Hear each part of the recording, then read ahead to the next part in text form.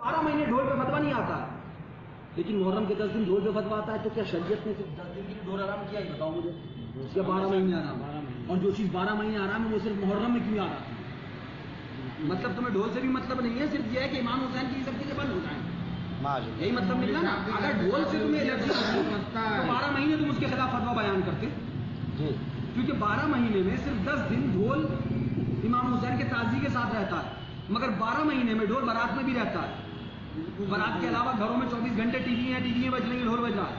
वहाँ कहीं फतवे आपके नहीं होते हैं, वहाँ कहीं सख्ती नहीं है, वहाँ कोई मौलवी साहब वो टीवी पर पर्दा डाल देता है, बिठालता है, आप देखते भी टीवी लगी हुई है, हुआ करते हो उसमें बैठ के, वाह आप फतवा लगाओ कि पहले ये ढोल निकाल। वहाँ खाली ढोल बजता है मुहर्रम में, तो यहाँ तो ढोल के साथ रंडी भी नचती है,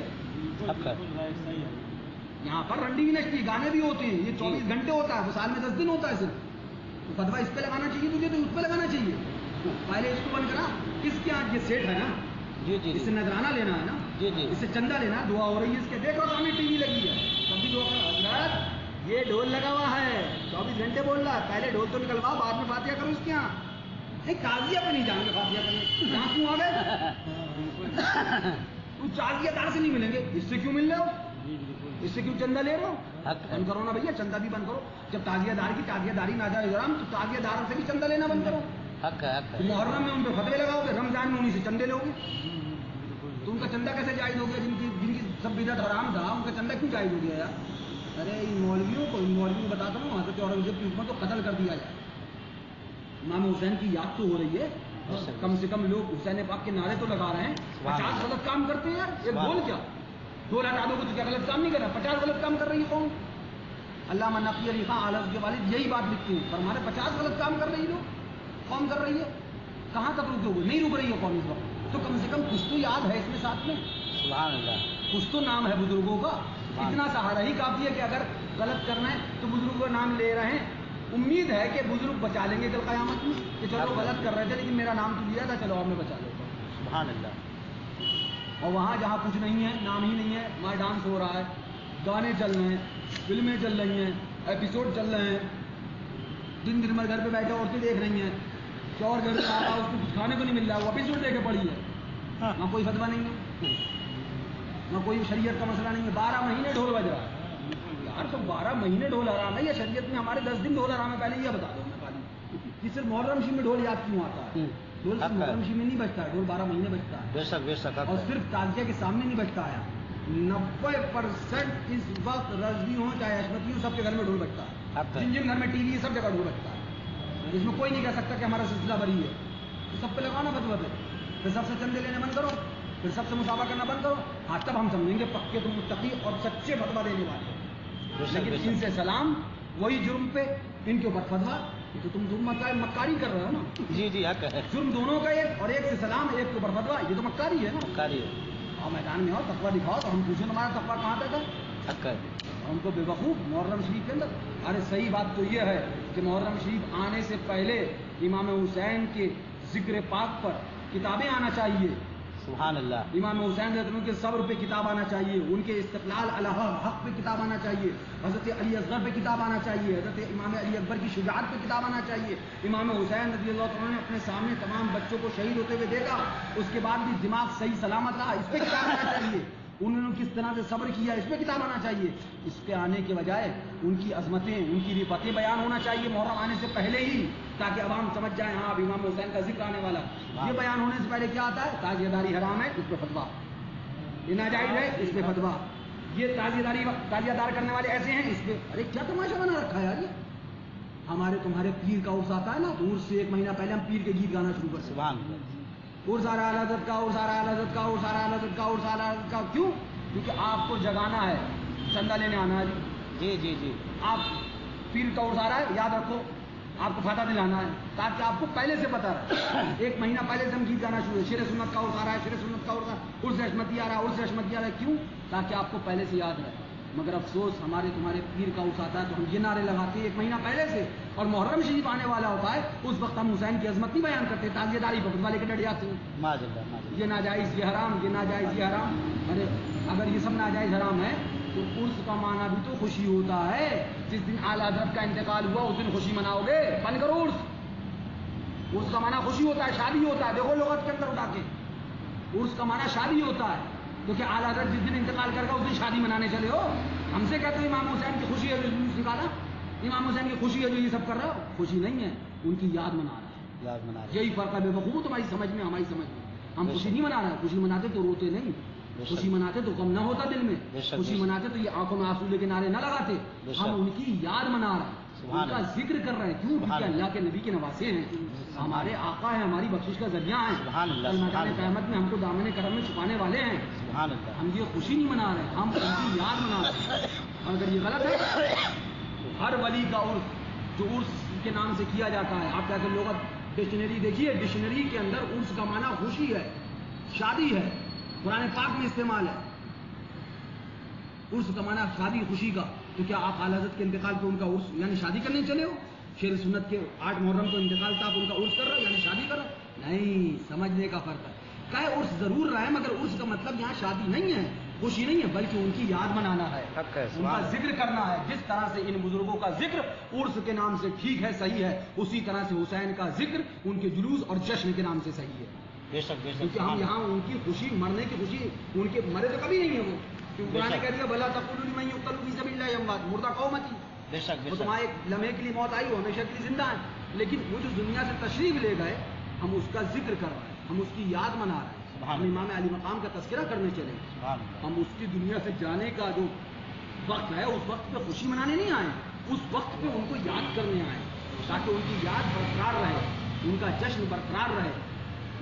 ہمارے ابا مر جائے تو 40واں ہونا چاہیے، تو فلانا ہونا چاہیے، تو دھماکہ ہونا چاہیے، دنیا میں جو ہے نا محفلیں ہونا چاہیے. اور امام حسین کی بات آ جائے تو اس کے بعد فتوے لگ جائیں خالی. ایسے تمہیں محبت، تمہیں مبارک ہو. ہم حسین پاک کے دیوانے تھے، کل بھی کرتے تھے، آج بھی کرتے ہیں، کرتے رہیں گے. کوئی فتویٰ نہیں، ہم تو اس کو کچھ نہیں. ہم دیوانے ہیں اور دیوانہ کبھی کسی کو سنتا نہیں. اسی دیوانہ ہوتا ہی اسی لیے کہ اگر دیوانہ سن لے گا تو پھر دیوانے ہی کیا. دیوانہ وہ ہوتا ہی ہے جس کو مجنون پاگل کہو، ہمیں کہتے رہو پاگل کہو، دیوانہ کہو، مجنون کہو، بھامڑ کہو، جاہل کہو، جو کہو سب منظور ہے. یہ صلہ ملا ہے مجھ کو تیری عاشقی کے پیچھے کہ ہزاروں غم لگے ہیں میری زندگی کے پیچھے. مجھے ہر غم ہر ستم گوارا ہے، اتنا کہہ دو آقا کہ تو ہمارا ہے. سبحان اللہ. ہم نے تمہارے لیے کرا ہی کب ہے مولوی ہوں، ہم نے تو امام حسین کے لیے کرا ہے. تم لگاؤ بدلے لگاتے ہو، ہم کرتے تھے، کرتے رہیں گے. ہمیں تمہیں خوش کب کرنا ہے؟ ہمیں امام حسین کو خوش کرنا ہے. وہ خوش ہو جائیں بس ہمارا بیڑا. فتوے نئے نئے فتوے. ابھی اپنی صورتیں دیکھو پہلے. آپ لوگ کے ساتھ کھا رہے ہو، پی رہے ہو. 90% مولویوں کا یہ حال ہے بمبئی کے جی. تو آپ لوگ ساتھ کھا رہے ہیں، پی رہے ہیں تو کوئی فتویٰ نہیں ہے. خنی ذرا سا تعبیر رکھ لے تو فتویٰ ہو جائے گا، ذرا سا مسئلہ ہو جائے فتویٰ ہو جائے گا. خبیث ہوگا خبیث. ہم نے تو رنگ اپنے یہاں رکھ دیا اور ایسے ہی نہیں رکھا، بلکہ پہلے ہم نے تعزیہ شریف رکھنے سے پہلے ہم نے پرچہ چھاپا.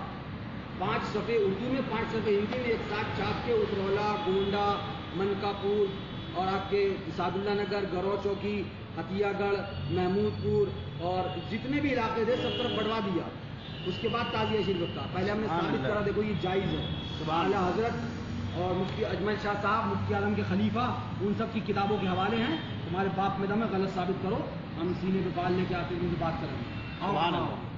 سبحان اللہ. گھروں میں کیوں گھس گیا بھیا؟ ہم نے تو کتابیں چھاپ چھاپ کے بانٹی ہیں، جواب دو نا ان کا. حق ہے. ہم نے تو اعلیٰ حضرت کا حوالہ لکھا، اس کے اندر اللہ سرکار لکھتے ہیں کہ تعزیہ دار عقیدتاً ہم میں سے ہیں. سبحان اللہ. سبحان اللہ. سبحان اللہ. تم سارے فتوے ان پہ ٹھوک رہے ہو جن کو اعلیٰ سرکار فرمایا تعزیہ دار عقیدتاً ہم میں سے ہیں. میں نے بمبئی میں یہی ساگر میں بیٹھ کے پچھلی سال کہا تھا، کچھ مولوی بھی آئے تھے، کچھ لڑکے بھی آئے تھے. میں نے کہا سنو مولوی صاحب، جو عقیدہ تعزیہ دار کا، وہ تعزیہ دار جس نے ڈھول بجایا، جس نے محرم میں تعزیہ اٹھایا، لے جا کے کربلا مصنوعی اس میں دفن کر دیا، جس نے سب کچھ یہ سب تمام چیزیں کری، ڈھول تاشا سب کرا، اس کو کہتے ہیں تعزیہ دار.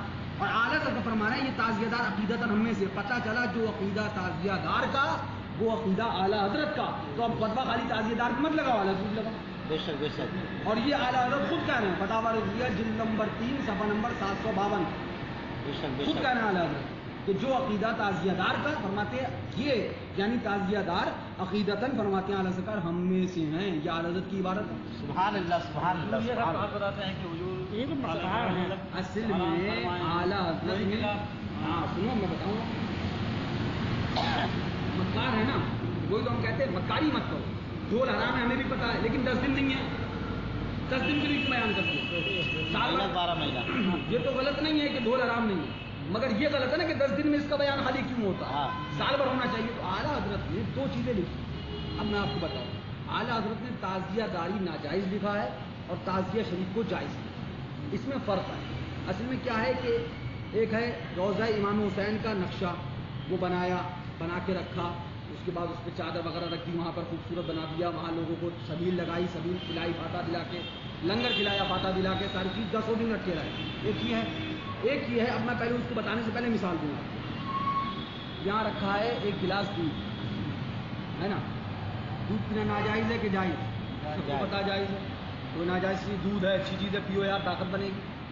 اب آپ آئے، آپ نے پکڑا یوں کر کے گلاس، میں نے ہاتھ روک لیا، آپ نے میرا منہ دیکھا، میں نے کہا یہ ناجائز ہے۔ اب آپ دودھ دیکھو گے، میرا منہ دیکھو گے، دودھ ناجائز ہے۔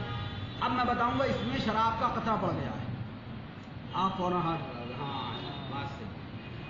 تو اب یہاں پر خالی دودھ ناجائز سمجھا اگر آپ نے، تو آپ کوئی قابل آدمی نہیں ہے۔ بے شک یہاں ایک مسئلہ اور سمجھو جو سمجھنے کا ہے اصل۔ یہاں خالی اتنی بات مت سمجھو کہ دودھ یہ ناجائز ہے، نہیں، بلکہ یہاں اصل چیز یہ سمجھو کہ دودھ بذات خود ٹھیک تھا، جی جی جی جی جی شراب کے قطرے کی وجہ سے غلط ہوا۔ حق ہے حق ہے یہ اہم چیز سمجھنے کی ہے، کیونکہ دودھ جب تک دودھ تھا پینا جائز تھا، لیکن دودھ میں شراب کا قطرہ گر گیا نا، اب ناجائز ہوا۔ تو دودھ بذات خود اپنے آپ ٹھیک تھا، شراب کے قطرے نے اس کو ناجائز کر دیا نا، تو پتہ چلا خرابی دودھ کے اندر نہیں ہے، شراب کے قطرے میں ہے۔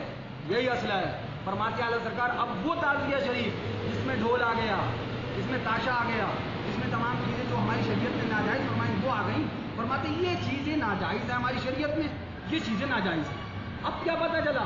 پتہ یہ چلا کہ تعزیہ شریف ٹھیک تھا، غلط چیزیں اس میں شامل ہو گئی ہیں، تو غلط چیزوں پہ آپ بول سکتے ہو، تعزیہ شریف کے اوپر نہیں بول سکتے ہو آپ، بے شک غلط چیز مطلب غلط چیزوں پہ آپ بول سکتے ہو۔ اس کی مثال اعلیٰ حضرت نے خود دی، اس کو بیان کرنے کا طریقہ کیا ہوں میں آپ کو بتاؤں۔ اعلیٰ حضرت نے اس کی مثال خود دی، رسالہ تعزیہ داری جس کا یہ حوالہ لیتے ہیں نا مولوی، اس کے اندر پہلے اعلیٰ حضرت نے جائز کا طریقہ بتایا ہے، سب سے پہلے یہی جائز کا طریقہ بتایا، یہ آج نہیں بیان کرتے، وہ نہیں بیان کرتے بھائی۔ تیرے میں وہی ہے۔ جب اعلیٰ حضرت نے جائز کا طریقہ بتایا ہے تو ناجائز ناجائز کیوں چلاتے ہو؟ حرام حرام، جائز والا طریقہ بھی تو بتاؤ عوام کو۔ بے شک ناجائز حرام یہ ہے نا، صرف ناجائز حرام۔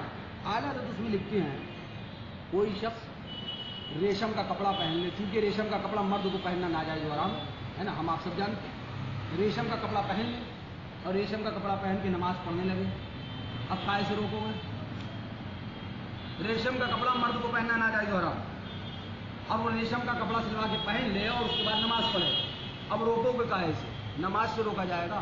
کپڑے سے روکا جائے گا۔ اگر فرماتے ہیں نماز سے نہیں روکو گے، نماز تو عبادت کر رہا ہے، نماز سے نہیں روکو گے، ریشم کے کپڑے سے روکو گے، وہ جو اس نے غلط طریقہ استعمال کیا نا، اس غلط طریقے سے روکو گے۔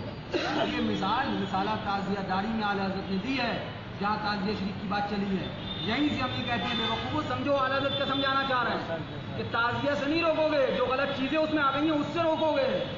حق ہے سبحان اللہ۔ سمجھ رہے ہیں؟ جس طرح سے نماز سے نہیں روکو گے اور نماز میں جو ریشم کا کپڑا پہن کے آ گیا ہے ریشم کے کپڑے سے روکو گے، ایسی تعزیہ شریف سے نہیں روکو گے۔ تعزیہ شریف کے اندر اگر کچھ غلطیاں آ گئی ہیں تو اس سے روکو، بے شک عوام کو سمجھاؤ، عوام سمجھ میں آئے گی، بات مانے گی، ٹھیک ہے، سمجھ لے گی۔ تو غلط چیزوں کو آپ بول سکتے ہو، تعزیہ شریف کو مطلقاً نہیں بول سکتے آپ، جہاں چاہو چلانے لوگوں ناجائز ہو رہا ہے، پھر جائز والی صورت بھی تو بتاؤ یار۔ بے شک وہ بتاؤ، اعلیٰ حضرت نے 2 شقیں بیان کی، ایک کیوں بتا رہا ہوں؟ دونوں بتاؤ نا، ایک ہی ہر جگہ بتاتے ہیں۔ ایک کیوں بتا رہا ہوں بھائی؟ جب اعلیٰ حضرت ہی نے 2 بتایا، تمہیں کس نے حق دیا ہے کہ تم ایک بولو گے ایک کھا جاؤ گے، ایک نہیں بیان کرو گے؟ علامہ نقوی علی خان علیہ الرحمہ بیان فرماتے ہیں کہ اب اصل کو روکنا بھی خلاف مصلحت ہے، کہ عوام جو کر رہی فرماتے ہیں ان کا مفہوم کہ وہ کرنے دو۔ سبحان اللہ۔ فرماتے ہیں یہ زمانہ وہ ہے کہ عوام نہ تمہاری شریعت کی بات اس ٹائم مانے گی، نہ مان رہی ہے، وہ بہت سی چیزیں فرماتے نہیں مان رہی، تو لہٰذا وہ کچھ تو بہتر ہے اس میں کر رہی، کرنے دو۔ ہم بھی یہی کہتے ہیں کہ تعزیہ شریف کا اصل نقشہ بنیت تبرک رکھنا، مفتی اجمل شاہ صاحب قبلہ نے بھی جائز لکھا، اعلیٰ حضرت سرکار نے بھی باعث برکت لکھا، بلکہ اعلیٰ سرکار نے قبۃ خضرا شریف کی مثل اور خانہ کعبہ شریف کی مثل اور نالین پاک مصطفیٰ کی مثل فرمایا۔ سبحان اللہ سبحان اللہ سبحان اللہ۔ سرکار مفتی اعظم رضی اللہ عنہ، اعلیٰ حضرت نے اور سرکار مفتی اعظم نے بھی اس کے تعلق سے بحث فرمائی کہ عوارض قضیہ کیا چیز ہیں۔ کوئی چیز اگر غلط ہے نا اس کو الگ کرو یار. مکھی گر جائے دودھ میں تو مکھی پھینکو گے, دودھ پھینک دو گے. مکھی کو نکالیں گے. ہم یہ نہیں مانتے کہ غلط چیزیں نہیں آئی ہیں, ہم مانتے ہیں کچھ غلط چیزیں آ بھی گئی ہیں, تو ان غلط چیزوں کو الگ کرو. بے شک بے شک. ان غلط چیزوں کو الگ کر دو, تعزیہ شریف اپنی اصلیت پہ آ جائے گا. اب یہ کیا بالکل لیا مٹا دو تو یاد حسین بھی مٹ جائے گی. حق ہے, حق امام ہے. حسین کا نعرہ بھی مٹ جائے گا, یہ یاد رکھو. یاد حسین مت مٹاؤ, ان کا نعرہ نہ مٹاؤ. ان کو نعرے کو اگر مٹانے چلے نا تو پھر خود بھی مٹ جاؤ. بے شک بے شک. تب یاد ہونا چاہیے ہمیں آپ کو. یاد امام علی مقام ہے, ان کا تذکرہ ہے, ان کے نام ہے. ہاں جہاں تشبیہ کی بات آ گئی اب, رافضیوں سے تشبیہ, میرے خیال سے تو ہندوستان میں تعزیہ شریف کا معاملہ جتنے زیادہ پرسنٹ سنی کرتے ہیں, رافضی بھی نہیں کرتے ہوں گے. نہیں کرتے. اور شاید ہی کہیں اب تشبیہ کا معاملہ رہ گیا ہو. تو ہر چیز کی ایک علت ہوتی ہے. بے شک بے شک. من تشبہ بقوم فہو منہم کے اندر جو حدیث پاک میں فرمایا گیا, اس کے لیے فرمایا گیا کہ جو ان کا شعار بن جائے, اور شعار کے لیے ضروری ہے کہ جس چیز سے وہ لوگ پہچانے جانے لگے ان کی پہچان ہی بن جائے. اب کیا تعزیہ شریف رکھنا کیا صرف رافضیوں کی پہچان ہے؟ کوئی کہہ سکتا ہے ایسا؟ تعزیہ شریف 50 سنی رکھ رہے ہیں, 90% رکھ رہے ہیں, زیادہ تر سنی رکھ رہے ہیں. بے شک بے شک. مگر کیا کرا جائے, مولوی خود وہابی کے ساتھ گا رہا ہے, جی, وہابی کے ساتھ ناشتے کر رہا ہے, جی جی, وہاں کوئی فتویٰ نہیں ہے, کوئی فتویٰ نہیں, سب کچھ کر رہا ہے, سب کر رہا ہے. پتہ نہیں کیا کر رہا ہے. اللہ فضل فرمائے. باقی ہم تو یہ بات سیدھی کرتے ہیں, سیدھی صاف بات, کہ ہاں یہ صلہ ملا ہے مجھ کو تیری عاشقی کے پیچھے, کہ ہزاروں غم لگے ہیں میری زندگی کے پیچھے, آقا مجھے ہر غم ہر ستم گوارا ہے, اتنا کہہ دو کہ تو ہمارا. سبحان اللہ, سبحان اللہ, سبحان اللہ, سبحان اللہ.